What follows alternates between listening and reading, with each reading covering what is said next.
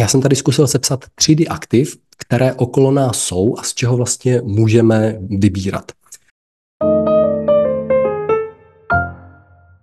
První, taková ta základní třída aktiv je hotovost, což je myšleno nejenom ta hromádka peněz, kterou máme v peněžence nebo někde zašitou, ale jsou to myšlené spořící účty, termínované vklady, teoreticky nějaké repofondy, teď Koncek, Repofond, Monetika a podobně.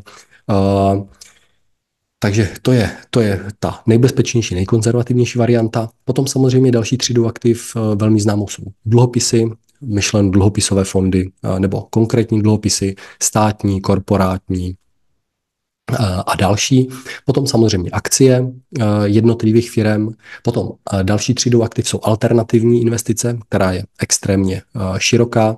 Tady to můžou být investiční rumy, veteráni, známky, opravdu u těch alternativ je toho hromadu. Samozřejmě ruku v ruce to jde s nějakou znalostí, že tady musí být jako velmi detailní expertiza k tomu, že pokud já chci se věnovat investičním rumům a budu kupovat rumy za jednotky tisíc, tak je potom musím správně skladovat, musím o nich něco vědět, abych koupil ten správný. Takže nejde s tím jenom ta expertiza, ale potom i nějaké návaznosti. Dále jsou to komodity, myšleno samozřejmě jak na ty fyzické, ale tady jsou myšleny komodity spíš, které jsou obchodovány na burze, jako pšenice, kakao, vepřové půlky, kdy většinou u těch komodit tak fungují pákové obchody, že vy obchodujete s 50 000, ale zaplatíte si nějakou páku a můžete obchodovat s 10násobkem, takže když vyděláte plus 10%, tak víte, že z vašich 50 000 jste udělali 100, ale když ta komodita šla minus 10%, tak vy jste z vašich 50 000 udělali 0.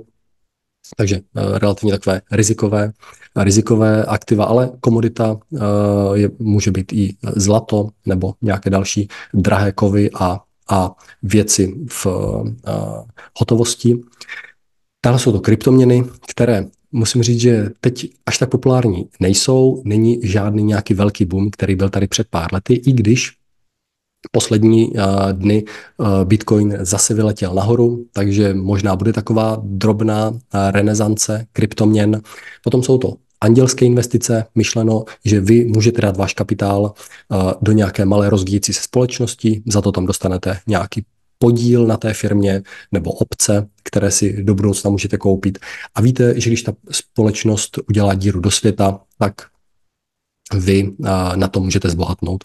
Často opravdu ti bohatí investoři dělají to, že takovýchhle projektů mají třeba 10 a ta zkušenost je, že 1 z 10 projektů vyjde, 9 zanikne a ty firmy zkrachují a 1 vyjde a tam ji udělá ten 100násobek, 500násobek, na kterém já vydělám. Potom samozřejmě nemovitosti, myšleno fyzické nemovitosti, které pronajímám, anebo nemovitostní fondy, což je nemovitostní fond, kde je x desítek, stovek nemovitostí, kdy se mnou nějaký poskytovatel a správce dělí o to, že já mu poskytnu kapitál, on na ně nakoupí nemovitosti a potom se mnou dělí o ten zisk z toho nájmu. Takže tady máme nějaké takové základní třídy aktiv, které můžeme využít.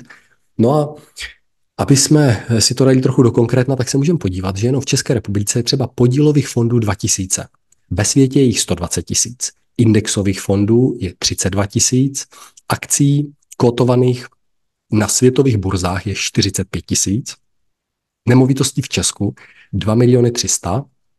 Na celé planetě asi 2 miliardy, 6 000 kryptoměn, potom jsou tady dluhopisy, že opravdu se podíváme, že je toho extrémně moc. Těch možností máme tak velké množství, že většinou přichází rozhodovací paralýza, která možná takový nejtypičtější příklad je, když to dělají z jogurty, že když máme na výběr víc než 6 jogurtů, tak se v tom ztratíme a radši si nekoupíme vůbec žádný. Takže tohle jsem přesvědčený, že se děje i u nás. Že tady často vidím, Na jednu stranu do nás všichni hučí, investuj, je vysoká inflace, kdo neinvestuje, ten je hlupák, protože přichází o peníze. Ale na druhou stranu nás tady tlačí to, že vidíme, jak jsme se bavili před chvílí o těch podvodech, takže vidíme, tady padl nějaký dluhopis, tady někdo někoho ošidil, tu někomu někdo vytunuloval peníze.